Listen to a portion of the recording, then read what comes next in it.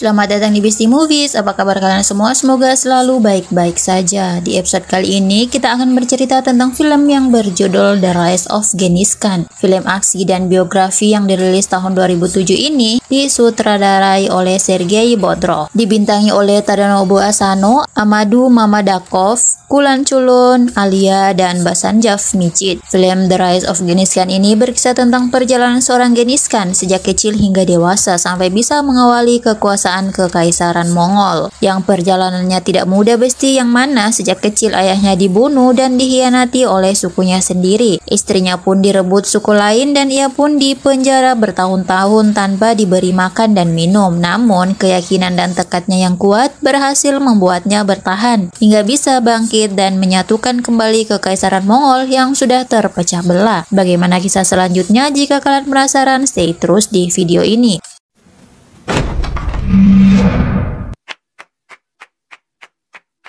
Film ini diawali pada tahun 1192 di sebuah kota kerajaan Tanggus. Seorang anak kecil menghampiri seorang kakek tua lusuh yang terkurung di dalam penjara. Ternyata pria itu bernama Temujin, atau dikenal dengan Genghis Khan. Anak itu berkata jika biksu yang dikirim Temujin untuk mencari istri dan anaknya telah tewas. Apa yang terjadi sebelumnya? Kenapa Genghis Khan atau Temujin ini dikurung dan terpisah dengan istri dan anaknya? Film flashback 20 tahun yang lalu atau pada tahun 1172 terlihat Temujin yang masih berusia 9 tahun bersama ayahnya beserta rombongannya. Ayah Temujin bernama Esuge mengajak Temujin untuk pergi ke suku Merkit untuk memilih calon istri. Selain sudah menjadi tradisi suku-suku Mongol, ternyata ayahnya juga dahulu mencuri wanita dari suku Merkit yang sekarang menjadi ibu Temujin. Maka dari itu, sebagai upaya penembusan dosa, Temujin diharuskan memilih calon istri dari suku tersebut. Karena perjalanan cukup jauh, Esoge dan Temujin beserta rombongannya berniat bermalam di suku Olkonut yang dipimpin oleh teman baiknya bernama Dai Sechen. Kedatangan Esoge disambut baik, termasuk Temujin yang langsung disambut oleh Borte, yaitu anak perempuan Dai Sechen. Dalam pertemuan inilah Temujin merasa tertarik dengan Borte, sehingga saat malam hari ia meminta kepada ayahnya untuk memilih calon istri dari suku Olkonut saja. Namun ayahnya menolaknya karena sudah terlanjur janji kepada suku Merkit. Apalagi ini juga untuk menjaga ketentraman suku, karena dilarang. Si bocil ini hanya meminta agar diadakan latihan pemilihan calon istri. Esokan harinya, suku Olkonut mengeluarkan semua gadis sukunya. Sebelum melakukan pemilihan, sang ayah menjelaskan mengenai kriteria terbaik yang bisa dilihat dari postur tubuh para calon. Dan ketika waktu pemilihan, Temujin memilih Borte sebagai calon istrinya dan mengatakan kepada semua yang hadir kalau ia sudah menentukan siapa yang akan menjadi calon istrinya nanti. Mendengar itu, ayahnya tentu saja kaget. Namun, ia juga tidak bisa berbuat apa-apa, apalagi saat ayah Borte mengatakan 5 tahun lagi perkawinan mereka akan disiapkan dengan baik. Pada akhirnya, Esoge menyetujui pilihan putranya dan beranggapan bahwa seorang lelaki harus memilih istrinya sendiri. Sebelum pulang, Temujin memberi Borte tulang garpu gagap putih dan berjanji akan kembali 5 tahun lagi. Saat di perjalanan, mereka dihadapkan oleh cuaca buruk dan petir yang terus menyambar.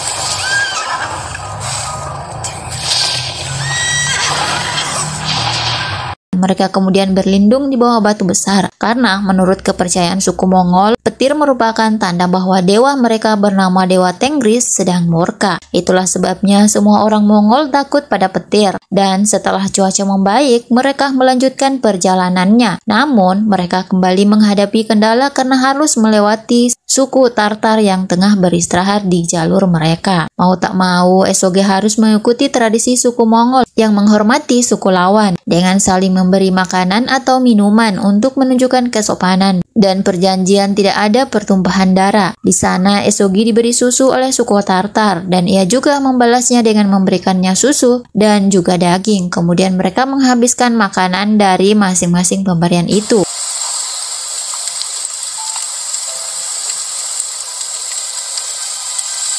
Setelah setengah perjalanan, tiba-tiba Esoge terjatuh dari kudanya karena ternyata susu pemberian suku Tartar tadi sudah dicampur racun. Sebelum meninggal, Esoge melimpahkan tahtanya kepada Temujin dan ia berpesan kepada Temujin agar ia menjadi pemimpin yang kuat, bijaksana, jujur, dan adil, serta menyuruhnya untuk pergi berdoa kepada Dewa Tenggri untuk meminta pertolongan. Setibanya di desa, jasad Esogi dibawa ke tempat yang lebih tinggi untuk dimakamkan dengan upacara pemakaman ala-ala suku Mongol. Namun, jatuhnya kekuasaan Esogi ternyata disyukuri oleh salah satu bawahannya bernama Targutai, dan dia memanfaatkan itu untuk mengambil alih kekuasaan ayah Temujin, termasuk mengambil paksa semua persediaan domba ternak, kuda, beserta barang-barang berharga milik keluarga Esogi. Ibu Temujin yang kesal melihatnya bersumpah bahwa anaknya Temujin akan membalas perbuatan mereka suatu saat nanti. Mendengar ucapan ibu Temujin, Targutai marah dan langsung memerintahkan anak buahnya untuk menangkap Temujin. Untungnya hukum Mongol melarang membunuh anak-anak dan akhirnya Temujin pun dilepaskan. Namun walaupun demikian, Targutai menegaskan dan berjanji akan membunuh Temujin ketika dewasa nanti. Setelah Targutai dan para pengikutnya pergi, Temujin disuruh oleh ibunya untuk pergi bersembunyi menyelamatkan diri. Sementara ibunya akan berada di sana bertahan dengan kedua adiknya. Keesokan harinya, Temujin berjalan seorang diri di tengah cuaca dingin menuju Gunung Keramat karena teringat akan pesan ayahnya untuk meminta tolong pada Dewa Tengri. Namun, karena gunung itu terlalu jauh, Temujin langsung pingsan di tengah jalan dan ditemukan oleh seorang anak pria dari suku lain bernama Jamu. Mereka pun banyak bercerita satu sama lain, termasuk Temujin yang menceritakan tunangannya Borte serta keluarganya yang telah dikhianati. Karena mereka semakin akrab dan akhirnya mereka memutuskan untuk menjadi saudara dengan simbol saling meminum setetes darah yang sudah dicampurkan ke dalam susu. Pada suatu malam, Jamuka berkata pada Temujin dan berjanji jika suatu saat nanti ia akan menjadikan Temujin sebagai wakilnya. Keesokan harinya, Jamuka bersama Temujin pergi mengembala domba, dan tanpa mereka sadari, ternyata Targutai lewat ke arah mereka. Jamuka pun menyuruhnya untuk segera kabur, tetapi ia tetap tertangkap dan langsung dibawa ke pemukiman. Di sana, dia ditawan dan dipasung, dan yang lebih parahnya lagi, ia disuruh bekerja dan diberi makan oleh seorang kakek tua biar cepat tumbuh dewasa. Dan setiap minggunya, Targutai memeriksa tinggi Temujin karena sudah tidak sabar akan membunuhnya. Namun Temujin beruntung karena saat itu Temujin belum memenuhi kriteria untuk dibunuh, membuat Targutai marah dan menyuruh si kakek tua itu untuk memberinya makan lebih banyak lagi. Keberuntungan Temujin tidak sampai di situ saja karena tiba-tiba turun hujan deras beserta petir. Targutai dan anak buahnya cepat-cepat pergi berlindung, sehingga membuat Targutai dan anak buahnya lupa untuk menyikat kembali Temujin. Saat itulah Temujin memanfaatkan kesempatan untuk kabur dari sana dan berlari di Gunung Keramat karena itulah satu-satunya tempat yang ia pikirkan. 14 tahun kemudian, atau tepatnya pada tahun 1186, hari demi hari, bulan dan tahun Temujin lalu seorang diri, hidup berlindung di gunung dan makan dengan cara berburu serigala. Setiap harinya ia yang kini sudah dewasa selalu memikirkan cara membalaskan dendamnya pada Targutai. Namun sebelum itu dia harus menepati janjinya dulu, yaitu untuk menemui tunangannya Borte. Dengan tidak banyak berharap, dia mencoba kembali ke suku Olkonut untuk menemui tunangannya Borte. Dan ternyata Borte sampai saat ini masih setia menunggu kedatangan Temujin. Mereka pun berdua pergi menemui ibu Temujin. Untuk meresmikan hubungan mereka, Borte membawa mantel bulu musang sebagai mas kawin dari sukunya, kemudian ditukarkan dengan kalung sebagai syarat pernikahan mereka. Setelah resmi menjadi pasangan suami istri, mereka pergi ke suatu tempat untuk berbulan madu.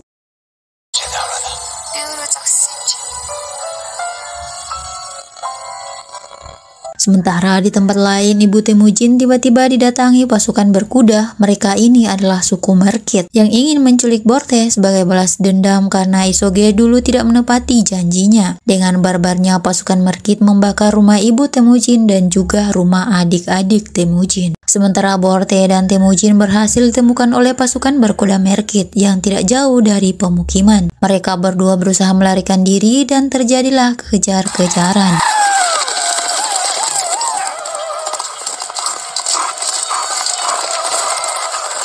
Karena melihat keadaan suaminya yang terkena panah, akhirnya Borte memilih untuk menyerahkan diri dengan mencambuk kuda Temujin agar membawa Temujin ke rumah ibunya. Singkat cerita, beberapa hari kemudian setelah luka Temujin sembuh, Temujin pergi ke pemukiman Jamuka. Dan Jamuka pun sangat senang apalagi saat diberi hadiah mantel musang. Dan ternyata Jamuka juga sudah mendengar kabar penculikan Borte. Jamuka menyarankan kepada Temujin agar ia mencari istri lain saja, mengingat orang Mongol tidak pernah berperang karena perempuan. Namun Temujin tetap pada pendiriannya akan menyelamatkan istrinya, dan dia juga berkata jika sudah membawa beberapa orang yang sudah siap berperang. Melihat keseriusan Temujin, akhirnya Jamuka bersedia untuk membantunya, asalkan Temujin mau menunggu beberapa bulan agar peran ini tidak berkesan menyelamatkan Borte.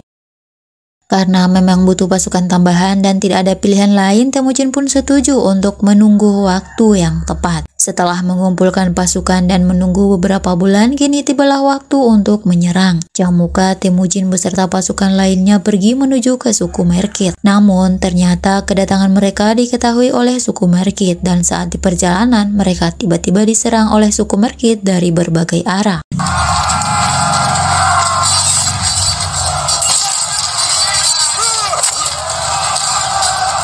Dan peperangan pun terjadi. Begitu sengit dan hampir saja Jamuka terbunuh di peperangan itu. Namun, beruntung Temujin datang membantunya tepat waktu hingga Jamuka selamat dari maut dan melanjutkan kembali peperangannya.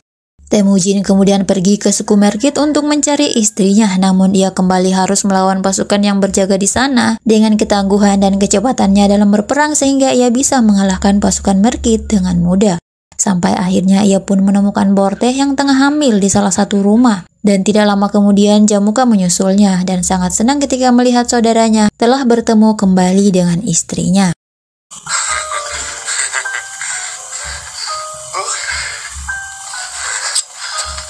Setelah mengalahkan semua pasukan Merkit, mereka pun merayakan kemenangannya dengan minum-minum. Di sini, Temujin mengucapkan terima kasih kepada Jamuka karena sudah mau membantunya untuk menemukan istrinya. Kemudian Jamuka berkata, mulai sekarang Temujin akan menjadi wakilnya. Namun Temujin menolak dengan halus kalau ia tak terbiasa menjadi bawahan dan ingin kembali ke pemukimannya. Saat malam hari, mereka semua membagi jarahan di mana Jamuka mengambil bagiannya sendiri, sementara Temujin hanya mengambil 1/10 saja, dan sisanya ia bagikan kepada pasukannya dengan merata. Tak lupa ia juga memberikan bagiannya kepada keluarga pasukannya yang ditinggal mati. Pembagian itu tentu saja membuat Temujin senang. Berbeda dengan adik Jamuka yang bernama Taicha, justru menganggap Temujin sebagai pemimpin yang sangat bodoh. Sementara Jamuka berkata jika suatu saat Temujin juga akan mengambil seluruh harta hasil jarahan untuk dirinya sendiri. Keesokan harinya Jamuka mendapat laporan dari adiknya Taichar jika kedua orang kepercayaannya pergi ikut bersama Temujin. Lalu mereka berdua mengejarnya dan mengajaknya kembali, namun kedua pasukan kepercayaan itu menolak dengan alasan jika Temujin adalah pemimpin yang adil dan peduli kepada pasukannya. Merasa kakaknya dihina, Taichar merasa emosi dan meminta kembali kuda yang diberikan, namun lagi-lagi mereka menolak. Sampai akhirnya Temujin mengatakan bahwa orang Mongol berhak memilih siapa yang akan menjadi pemimpinnya.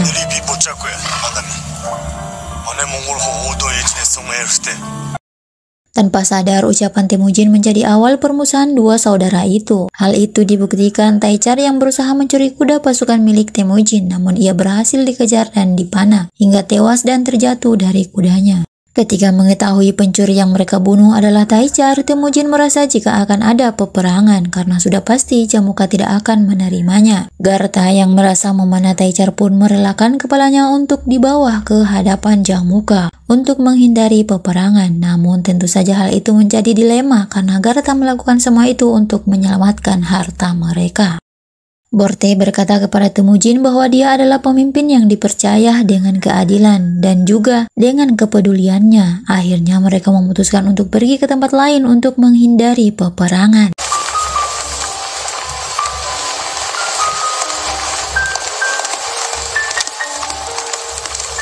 Memanasnya hubungan Jamuka dan Temujin dimanfaatkan oleh Targutai dengan mengajak Jamuka bekerja sama. Targutai menyadari saat ini suku terkuat di Mongol adalah hanya Jamuka dan Temujin. Jadi dengan menggabungkan pasukan mereka akan mudah menangkap Temujin. Jamuka pun menerima tawaran itu. Keesokan harinya mereka pun menyatukan pasukannya dan bersiap mengejar Temujin. Temujin yang mengetahui pasukannya kalah banyak kemudian mengutus beberapa pasukan untuk membawa pergi para perempuan dan anak-anak, sementara dirinya akan menahan pasukan Jamuka dan Targutai dengan memanfaatkan lembah yang ada. Saat itu semua orang melakukan perpisahan termasuk juga Temujin kepada istri dan anaknya. Borte memberikan kembali tulang garpu gagak putih yang ia simpan sejak kecil dan meminta kepada suaminya untuk tidak melupakannya. Setelah para perempuan dan anak kecil dibawa pergi, Temujin dan semua pasukannya bersiap untuk menghadapi pasukan Jamuka, meskipun kenyataannya mereka harus melawan jumlah pasukan musuh yang 10 kali lipat lebih banyak. Setelah berhadap-hadapan, tak menunggu waktu lama, Jamuka langsung menyuruh pasukannya untuk segera menyerang.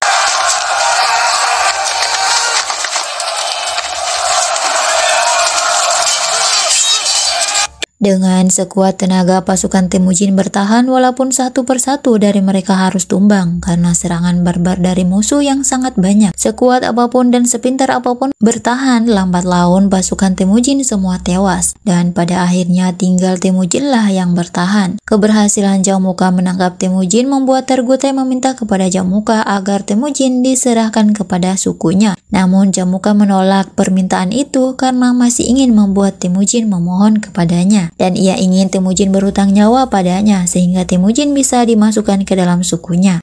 Tetapi Temujin menolak memohon ampun dan membuat Jamuka tidak lagi menganggapnya saudara.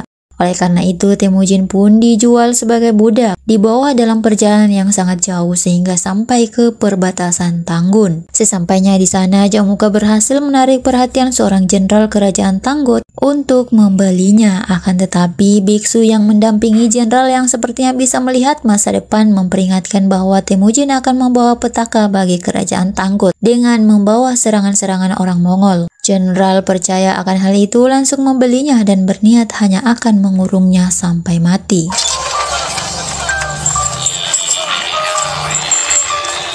Hari demi hari Temujin bertahan dalam kurungan yang berada di tengah keramaian. Dalam kurungannya ditulis, inilah orang Mongol yang akan menghancurkan kota Tanggut. Banyak dari warga yang mengolok-olok Temujin. Kini keadaannya pun semakin lemah karena dibiarkan terpanggang dan kelaparan. Dia hanya makan dengan berusaha menangkap burung yang ia pancing dengan kulit-kulitnya yang terkelupas karena panasnya api. Serta untuk minumnya ia hanya menunggu hujan turun. Hingga suatu hari salah satu biksu yang melihat keteguhan Temujin datang menemuinya dan meminta maaf atas perilaku warganya. Ia memohon agar tidak menyentuh biaranya jika suatu saat Temujin menjadi penguasa Tanggut. Temujin pun mulai mempercayai sang biksu dengan memberinya tulang garpu gagak putih miliknya agar diberikan ke pedagang bangsa Mongol untuk diberikan kepada sukunya. Namun saat sang biksu mencari pedagang dari Mongol, sang biksu mendapat informasi jika pedagang Mongol jarang dan tak pasti kapan akan datang. Karena tidak ada jalan lain dan demi keselamatan biaranya, akhirnya sang biksu pun pergi sendirian melalui panasnya terik dan gunung yang tandus. Ia pun rela berjalan sangat jauh karena ia percaya jika Temujin akan memegang janjinya. Namun sayangnya biksu tak berhasil sampai ke pemukiman bangsa Mongol dan meninggal di perjalanan akibat dehidrasi karena kelelahan. Beruntung biksu itu ditemukan oleh Borte dan anaknya, Juji, yang kini sudah besar. Tak lama kemudian datang rombongan pedagang membantu mengkremasi jasad si biksu. Setelah acara kremasi selesai, Borte memohon kepada pedagang itu untuk ikut bersamanya. Setelah melewati perjalanan beberapa hari, akhirnya sampailah Borte dan pedagang itu di Tanggut. Kemudian pergi menemui Temujin dengan memakai baju pengantinnya yang menandakan jika ia sudah menikah dengan warga Tanggut. Temujin melihat hal itu sudah tahu jika Borte melakukan semua ini hanya demi menyelamatkannya. Singkat cerita, beberapa tahun kemudian Borte menyuap beberapa penjaga dengan memberinya uang, bahkan ia juga memberinya kalung pemberian ibu Temujin sebagai biaya tambahan agar para penjaga mau membantunya memberikan kunci tahanan itu. Setelah menyuap para penjaga itu, Borte langsung melemparkan kunci itu ke dalam tahanan Temujin, kemudian kabur bersama untuk kembali ke daerah Mongol. Di dalam perjalanan, Temujin bertemu dengan Jujin anaknya dan Mongen anak si pedagang. Walau begitu, Temujin tetap menganggap Mongen sebagai anak kandungnya dan mereka pun pergi bersama-sama menuju Mongol.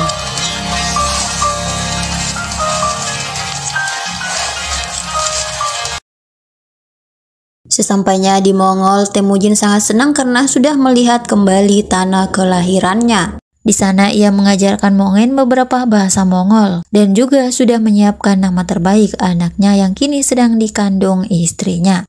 Saat mereka berduaan, Borte memberitahu suaminya jika Mongol hanya kumpulan suku-suku pencuri. Bahkan mereka berani melakukan kekerasan terhadap anak kecil dan wanita. Mendengar hal itu, Temujin sangat kecewa karena bangsa Mongol seharusnya selalu menjunjung adat dan aturan-aturan para leluhurnya. Akhirnya, walaupun harus berpisah lagi dengan istrinya, Temujin kembali pergi untuk mempersatukan kembali bangsa Mongol dan aturan-aturannya. Sebelum melakukan misinya, ia terlebih dahulu pergi ke Gunung Keramat untuk berdoa kepada Dewa Tengri untuk kelancaran misinya ini. Dalam doanya ini, Temujin menyebutkan 4 hukum utama dalam bangsa Mongol. Dalam doanya, Temujin menyebutkan 4 hukum bangsa Mongol, yaitu larangan membunuh perempuan dan anak-anak, melawan musuh sampai tetes darah terakhir, tidak boleh melupakan utang, dan tidak boleh mengkhianatikannya. Temujin bertekad akan menegakkan hukum itu walaupun harus mati dan membunuh setengah dari bangsa Mongol.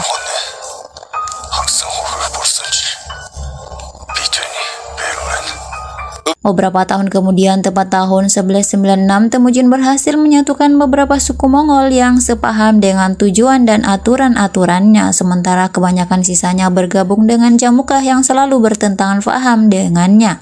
Sehingga terjadilah pertempuran untuk menentukan siapakah yang pantas memimpin bangsa Mongol. Walaupun kalah jumlah, namun Temujin sudah menyiapkan strateginya sendiri. Ia kemudian memerintahkan pemanah terbaiknya untuk memberikan isyarat agar peperangan segera dimulai.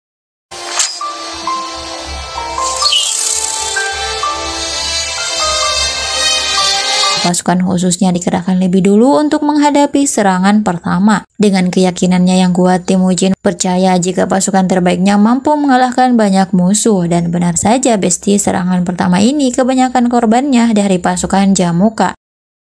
Setelah tinggal tersisa beberapa orang, kemudian mereka pun mundur dan langsung menyerang. Ternyata semua itu hanya tipu daya, karena setelahnya pemanah terbaik yang bersembunyi di garis terdepan muncul untuk memanah setiap pasukan Jamukah yang datang.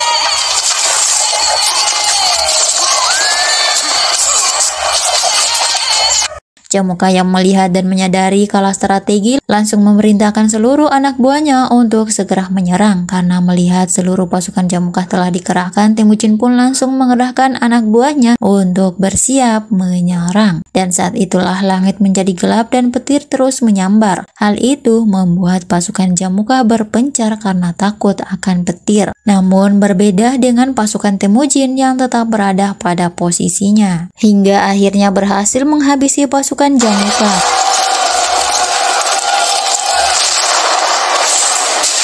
Peperangan itu pun sangat mudah dimenangkan oleh Temujin. Saat peperangan selesai, 2 orang bawahan Targutai melaporkan Targutai mereka bunuh karena mencoba melarikan diri. Tapi Temujin bukannya senang dan malah membunuh kedua bawahan Targutai itu karena sesuai aturan orang Mongol dilarang mengkhianatikannya sendiri. Semua tawanan diwariskan dan diangkat menjadi prajurit Temujin kecuali kakek tua yang dulu pernah memberinya makan. Si kakek itu diberikan 100 ekor kuda dan diangkat sebagai penasehatnya.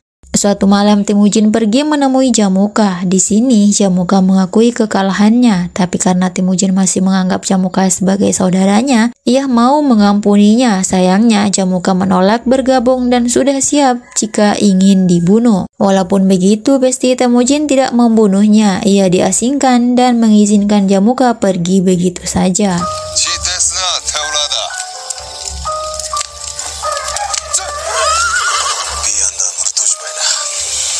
Beberapa tahun kemudian, tepatnya tahun 1206, karena keberanian dan keadilannya, kini Temujin dinobatkan sebagai Genghis Khan atau pimpinan agung bagi bangsa Mongol. Ia kemudian berperang kembali dan berhasil menghancurkan kerajaan Tunggus kuno, kecuali Biarah yang tidak ia hancurkan karena janjinya kepada biksu dahulu. Dan disinilah pemerintahan Genghis Khan pun dimulai. Film pun selesai.